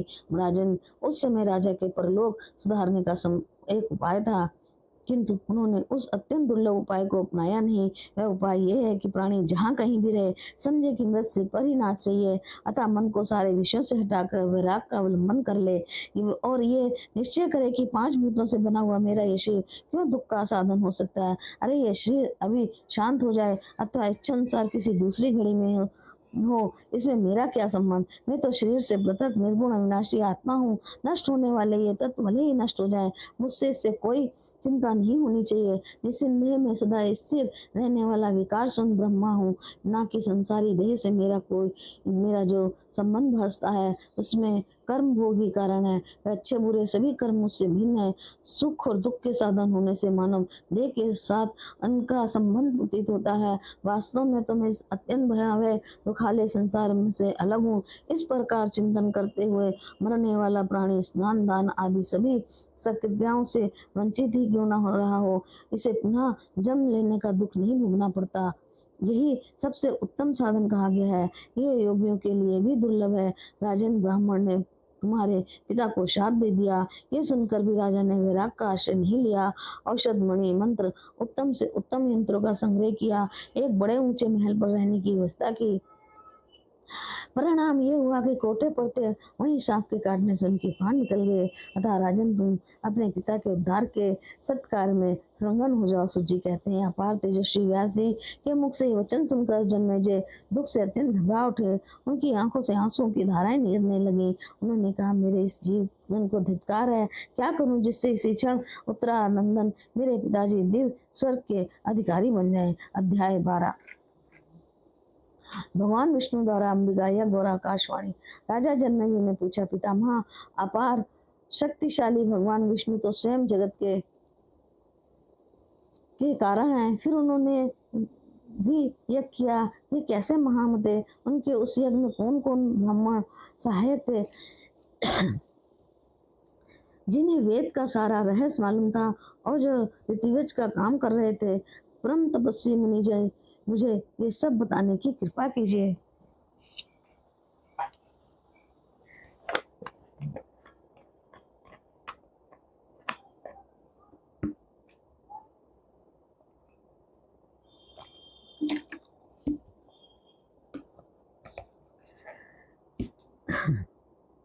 भगवान विष्णु ने किस प्रकार अम्ब का यज्ञ किया था, उसे सुन लेने के पश्चात वह उनकी शैली का अनुसरण करते हुए सावधान होकर वैसे ही यज्ञ करूंगा। व्यास जी बोले, महाभाग्यशाली राजन, जिस प्रकार भगवती का यज्ञ विधि के साथ संपन्न हुआ था, उस समय अद्भुत प्रसंग को विस्तार से सुनो। जब भगवती भुवनेश्वरी ने अपने श्री विग्रह से तीन शक्तियों को विदा किया, तब वह तीनों शक्तियां ब्रह्मा विष्णु शंकर के रूप में पुरुष बन गई। एक एक सुंदर विमान पर उनका आसन था। उस समय उन प्रधान देवताओं के सामने भयंकर जलावरण ही नजर आता था, अतः वह ठहरने के लिए स्थान बनाने लगे। उनके द्वारा पृथ्वी की सृष्टि हुई और उस पर वह रह गए। उस समय भगवती भुवनेश्वरी ने ही उस आधार शक्ति पृथ्वी को अपने पास से भेजा था, तभी वह पृथ्वी प्रतिष्ठित हुई। उसमें मजा मेद सटा हुआ था। वह मेद मधु और केटप के शरीर का था। उसका संयोग होने से पृथ्वी का नाम मेदिनी पड़ गया। सबको अपने ऊपर स्थान देने से धरा और विस्तृत होने से पृथ्वी ये नाम हो, और हुए भारी होने से मही वह कहलाने लगी। भगवती भुवनेश्वरी ने उस पृथ्वी को शेषनाग के मस्तक पर और ठहराया, वह उसे स्थिर रूप से धारण किए रहे। उस इस समय इस विचार से संपूर्ण विशाल पर्वत बनाए, जिस प्रकार काठ में लोहे की कील ठोक दी जाती है ताकि वह टस से मस न हो, उसी प्रकार वह पर्वत बनाए गए थे। महाराज, इसी से पंडित जन पर्वतों को महीधर कहते हैं। भगवती ने अनेक योजन विस्तार वाले इस सुमेरु पर्वत को बहुत सुंदर रूप से सजाया। बहुत से मणिमय शिखर उनकी अद्भुत शोभा बढ़ा रहे थे।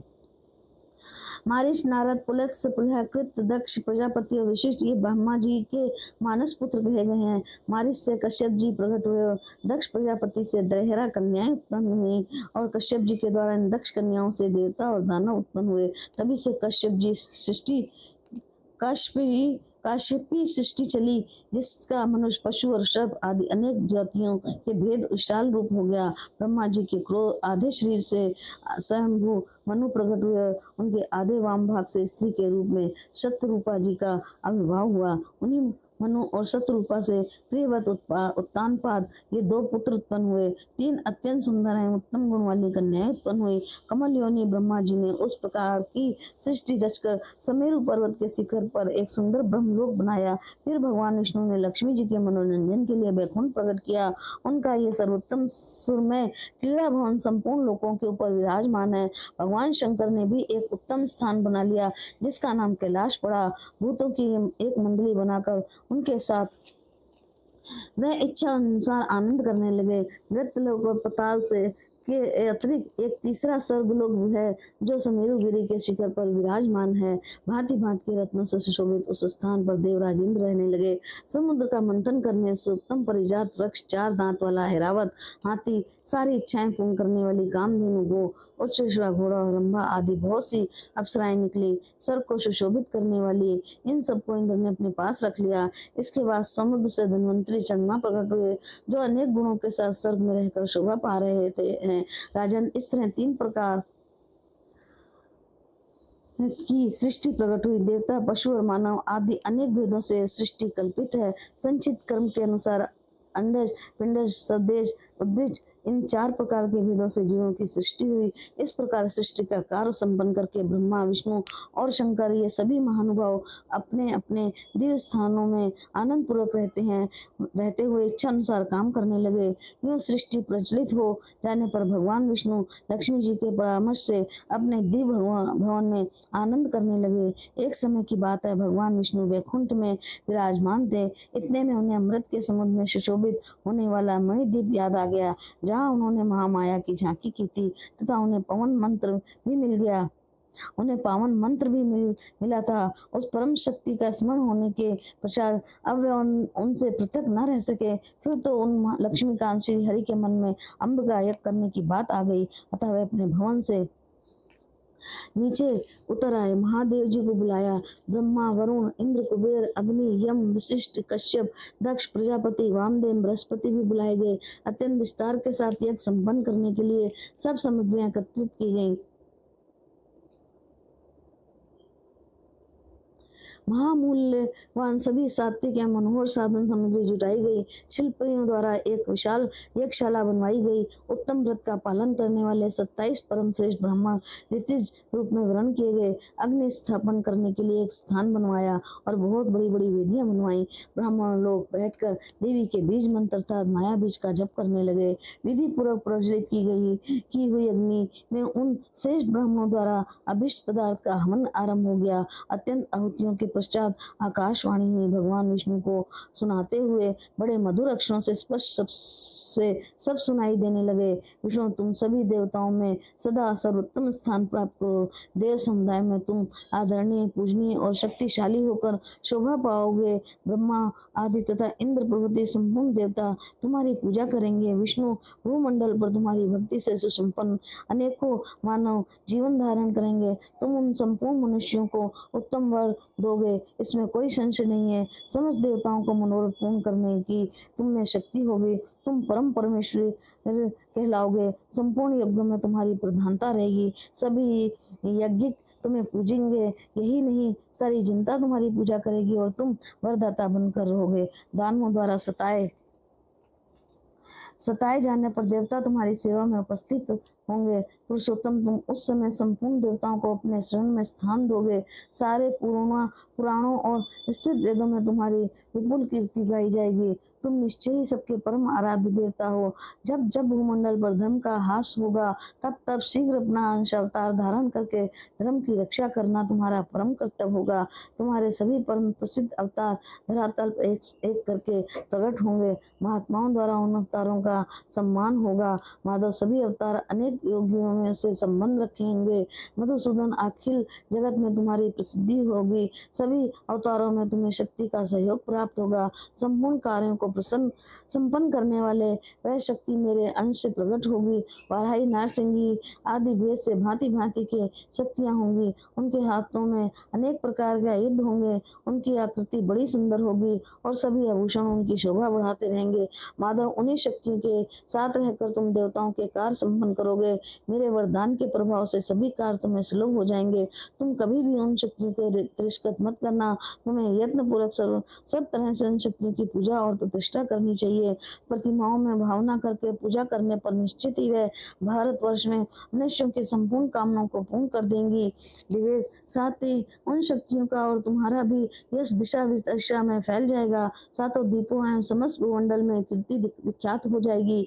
महाभाग संसार में साकाम पुरुष अपनी अभिलाषा पूर्ण होने के लिए तुम्हारी और उन शक्तियों की उपासना करेंगे। हरे अनेक प्रकार के अभिप्राय रखने वाले वह मानव पूजा के अवसर पर वैदिक मंत्रों नाम जप के द्वारा निरंतर आराधना में तत्पर रहेंगे। देवादिदेव मधुसूदन मानवों द्वारा सुपूजित होने के कारण मृत लोक और स्वर्ग लोक में तुम्हारी महिमा बढ़ जाएगी। व्यास जी कहते हैं, इस प्रकार वर देकर आकाशवाणी शांत हो गई। आकाशवाणी सुनते ही भगवान विष्णु के सभी अंग प्रसन्नता से खिल उठे। तदंतर उन्होंने विधि पूर्वक यज्ञ समाप्त करके ब्रह्मा के वंशज देवताओं और मुनियों को विदा किया और स्वयं गरुड़ पर चढ़कर अपने अनुचरों के साथ वैकुंठ को प्रस्थित हो गए। उस समय सभी देवता और मुनि आपस में अत्यंत आश्चर्ययुक्त बातें करते हुए अपने अपने पवित्र स्थान पर पधारे। उनके मन में प्रसन्नता की लहरें उठ रही थी।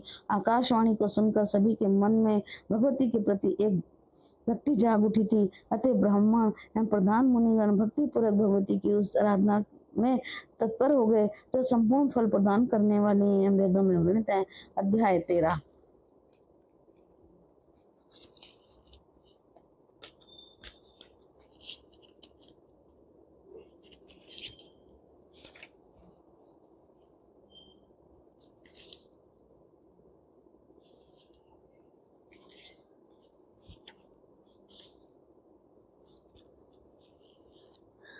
जन्मेजय के प्रश्न करने पर श्री व्यास जी के द्वारा देवी की महिमा का कथन। राजा ध्रुव संधि की कथा। अपने अपने दोहित्रों के पक्ष में राजा युधाजित और वीरसेन का विवाद एवं युधाजित और वीरसेन का युद्ध। वीरसेन की मृत्यु और मनोरमा का पुत्र सुदर्शन को लेकर मंत्री विदल के साथ मुनि भरद्वाज के आश्रम में गमन और भरद्वाज के द्वारा उसे आश्रय दान। राजा जन्मेजय ने कहा, द्विजवर, श्री हरि ने भगवती जगदम्बा का यज्ञ किया एवं प्रसंग में विस्तार से सुन चुका। अब आप मुझे भगवती की महिमा विशुद्ध रूप से बताने की कृपा कीजिए। विप्र और देवी की महिमा सुनने के पश्चात मैं उनका उत्तम यज्ञ अवश्य करूंगा, फिर तो आपके कृपा प्रसाद से मेरा जीवन परम पवित्र बन जाएगा। व्यास जी कहते हैं, राजन, देवी का उत्तम चरित्र में कहूंगा। अभी एक प्राचीन इतिहास विस्तार से कह रहा हूँ। राजन, कौशल देश में एक सूर्यवंशी राजा हो चुके हैं। वह महान तेजस्वी राजा पशु के सपुत्र थे। उनका नाम ध्रुव सिंधि था।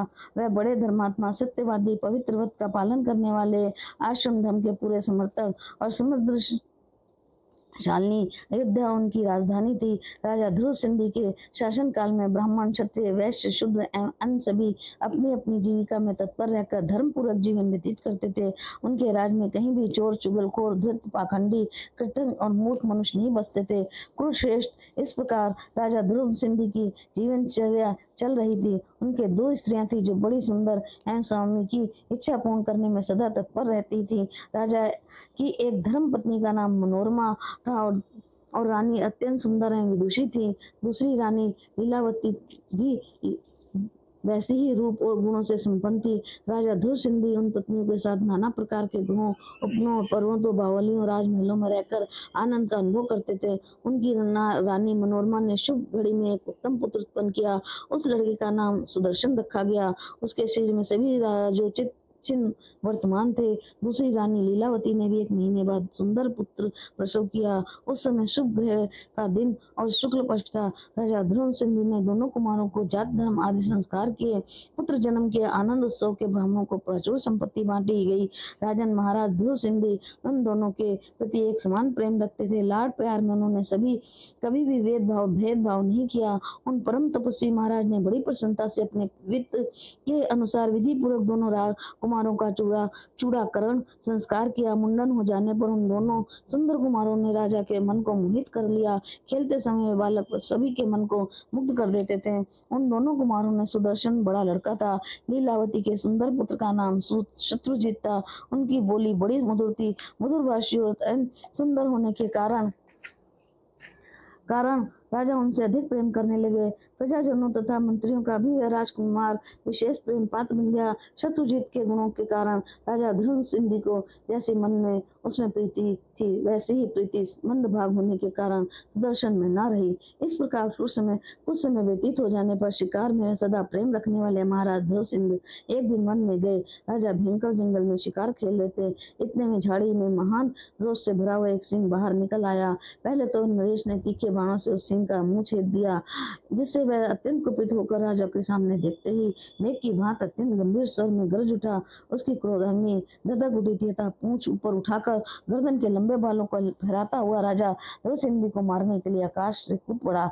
महाराज ने सिंह को सामने आते देख तुरंत दाहिने हाथ में तलवार और बाएं हाथ में ढाली आगे डट गए, मानो कोई दूसरा सिंह ही हो। नरेश के जितने सेवक थे वह भी सब के सब क्रोध में भरकर सिंह पर पृथक पृथक बाण चलाने लगे। चारों ओर से हाहाकार मच गया। रोमांचकारी लड़ाई छिड़ गई। एक बार वह भयानक सिंह राजा पर टूट पड़ा। उस पर झपटा देख ध्रुव सिंह ने उस पर तलवार की चोट की। फिर भी उस सिंह ने अपने तीखे नखों से झपट कर राजा को चीर डाला।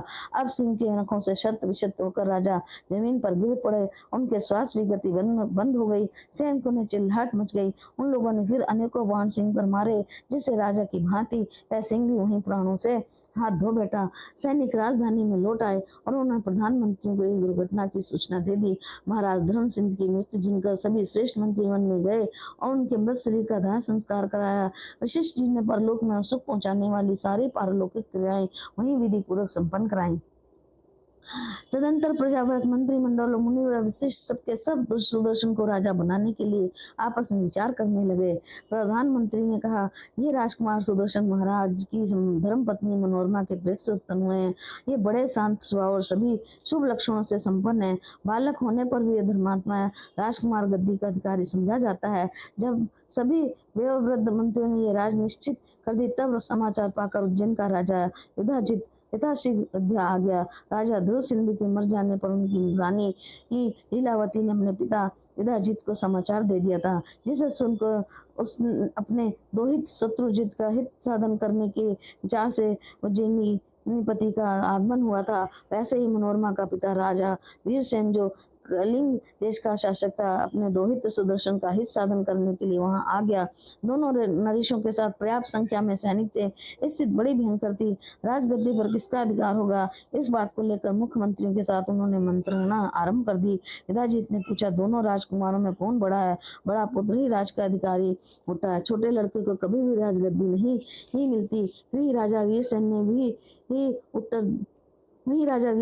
उत्तर दिया, राजा धर्म पत्नी मनोरमा का कुमार सुदर्शन बड़ा पुत्र है, इसे बड़े पुत्र को ही राज मिलना चाहिए, जैसा कि मैंने धार्मिक पुरुषों के मुख से सुना है। तब युधाजित ने फिर कहा, अजी नहीं, ये तुम्हारा कुमार शत्रुजित गुणों के कारण ज्येष्ठ है, रजोचित चिन्हों से युक्त होने पर भी सुदर्शन वैसा नहीं माना जा सकता।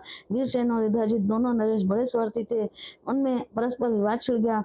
अब उस कठिन परिस्थिति में कौन उनका संदेह दूर करने को समर्थ हो सकता है? युधाजित ने मंत्रियों से कहा, निश्चय ही तुम लोग अपना स्वार्थ सिद्ध करना चाहते हो। तुम्हारी इच्छा है कि सुदर्शन को राजा बनाकर उसका धन हड़प लें। व्यवहार से तुम लोगों का यह दूषित विचार मैं समझ गया।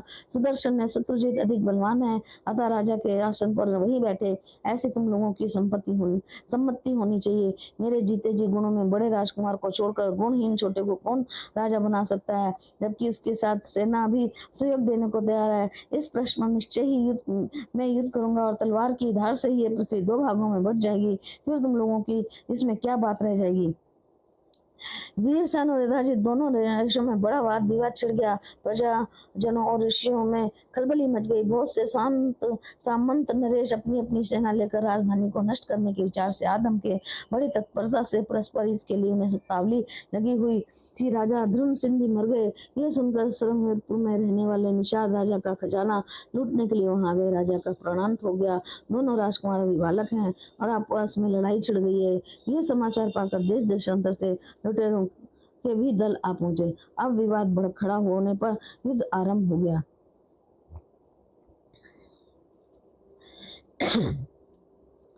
युधाजित और वीरसेन दोनों लड़ने की अभिलाषा से मैदान में डट गए।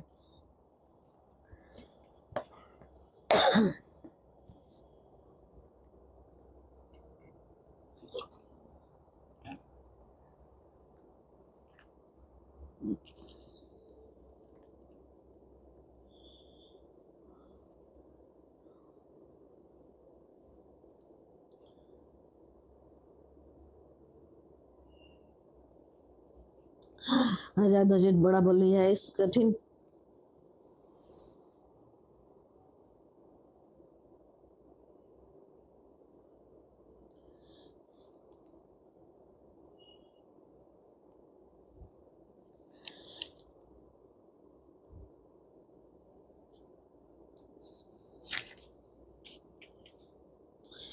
विलासा में मैदान में डट गए। व्यास जी कहते हैं, युद्ध आरंभ हो जाने पर वीरसेन और युधाजित दोनों नरेश लड़ने के लिए शस्त्रों को लेकर उपस्थित हो गए। क्रोध और लोभ में उन्हें अपने वश में कर लिया। अब भली बात रोमांचकारी संग्राम आरंभ हो गया।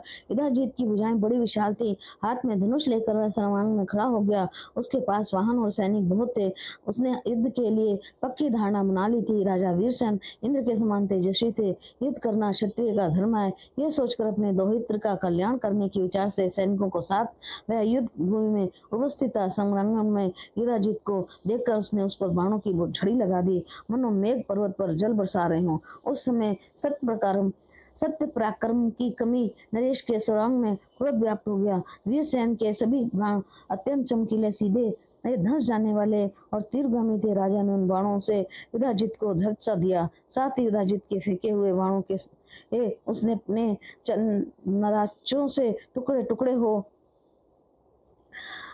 टुकड़े भी कर दिए। हाथी घोड़े रथों से खचाखच भरी हुई वह युद्ध भूमि अत्यंत विशाल रूप धारण किए हुए थे। देवता, मुनि और मानव उसका भयंकर दृश्य देख रहे थे, परंतु कौवे और गीद आदि पक्षी मांस खाने की अभिलाषा में आ पहुंचे। उनसे वहां के आकाश ढकसा गया।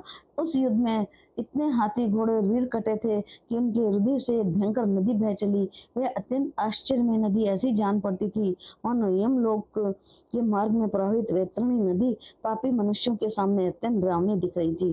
तीव्र धार के वेग से कटे हुए तट वाली उस नदी में मनुष्यों के केश, बिखरे मस्तक, खेलने वाले बालकों द्वारा यमुना में फेंके गए दुम्बिल फल के समान प्रतीत हो रहे थे। युद्ध भूमि में इतनी अधिक धूल उड़ रही थी कि आकाश में विचरने वाले सूर्य छिप जाते और रात्रि का दृश्य उपस्थित हो जाता। फिर वही धूल जब रुधिर के अथाह सागर में सन जाती तो पुनः सूर्य उगकर चमकने लगते। तदंतर उस घमासान युद्ध में राजा युधिष्ठिर युधाजित ने अपने तीखे एवं अत्यंत भयंकर जनेऊ बाणों से वीरसेन पर वार किया। बाणों के भीषण आघात से राजा वीरसेन निष्प्राण होकर सदा के लिए भूमि पर सो गए। उनका मस्तक धड़ से अलग हो गया था। उनकी सेना मर खप चुकी थी। उससे जो बचे थे वह सभी चारों ओर भाग चले। पिताजी ने रंगारंग में शरीर त्याग दिया। यह समाचार सुनकर मनोरमा भय से घबरा उठी। उस समय पिता के वैर की बात उसे बार बार याद आ रही थी। उसने सोचा अवश्य नीच पिताजी राज्य के लोभ से मेरे बालक पुत्र को भी मार डालेगा, क्योंकि बड़ा ही पापी है। क्या करूं, कहाँ जाऊं, पिताजी युद्ध में काम आ गए हैं।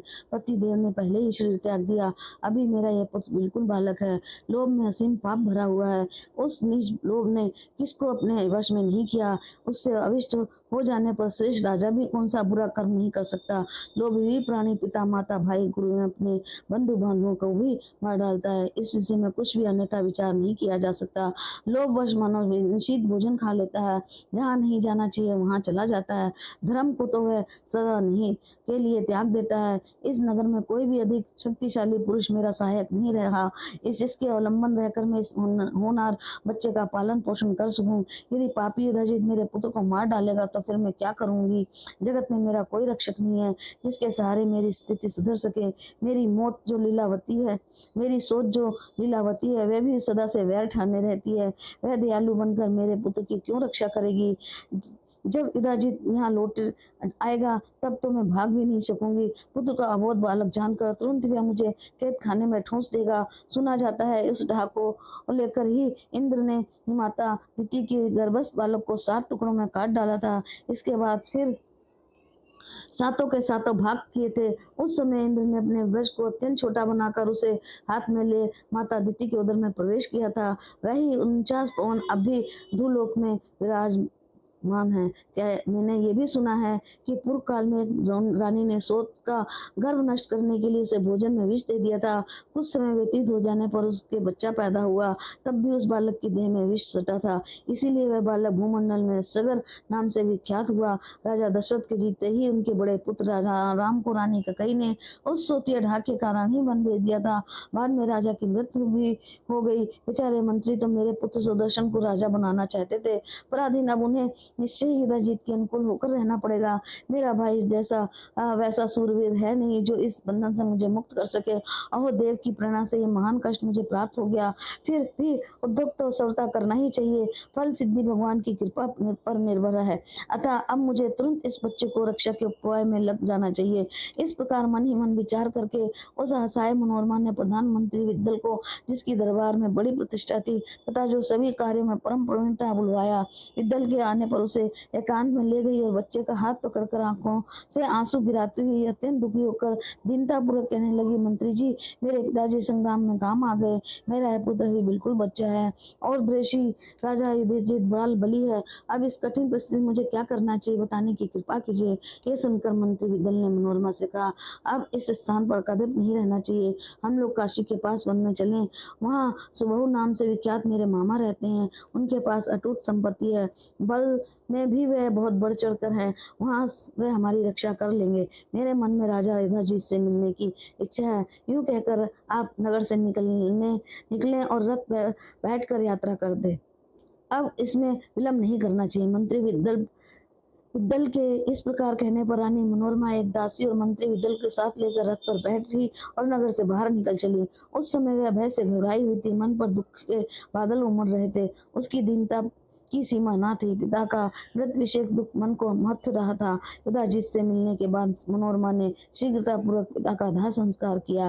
भयभीत होने के कारण उसके सभी अंग कांप रहे थे। फिर वहां से चलकर 2 दिनों में गंगा के तट पर पहुंची। रास्ते में बहुत से डाकू निषाद आदम के जो कुछ उनके पास धन था वह सब उन क्रूरों ने छीन लिया और वह रथ को भी लेकर भाग चले। रानी मनोरमा के शरीर पर एक अच्छी साड़ी बची थी। उसके नेत्र निरंतर जल गिरा रहे थे। उसने उस दासी का हाथ पकड़ा और बच्चों को लेकर गंगा के तट पर गई। वह से अत्यंत घबराकर वह तुरंत नाव पर बैठी और पूर्ण सलीला गंगा को पार करके चित्रकूट पहुंच गई। डर के कारण व्याकुल होकर वह तुरंत भारद्वाज के आश्रम में चली गई। वहां बहुत से तपस्वियों को देखकर उसका भय दूर हो गया। तदंतर मुनिवर भारद्वाज ने मनोरमा से पूछा, सुचिस्मिते, तुम कौन हो? किसने तुम्हें स्त्री रूप में स्वीकार किया और क्यों इतना दुख सहकर तुम यहाँ आई हो? सच्ची बात बताओ सुंदरी, तुम देवी हो अथवा मानुषी? इस अबोध बालक को लेकर मन में आने का क्या कारण है? कमल के समान नेत्र वाली देवी, ऐसा जान पड़ता है मानो तुम्हारा राज्य छिन गया। मुनिवर भारद्वाज के यूं कहे पूछने पर रानी मनोरमा कुछ भी उत्तर ना दे सकी। उसे दुख से महान संताप हो रहा था। आंखों से जल की धारा बह रही थी। उसने मंत्री विद्दल की ओर संकेत कर दिया। तब विदल ने मुनि से कहा, एक प्रधान नरेश ध्रुव सिंधी थे, उन्हीं की ये धर्म पत्नी है, उनका नाम मनोरमा है।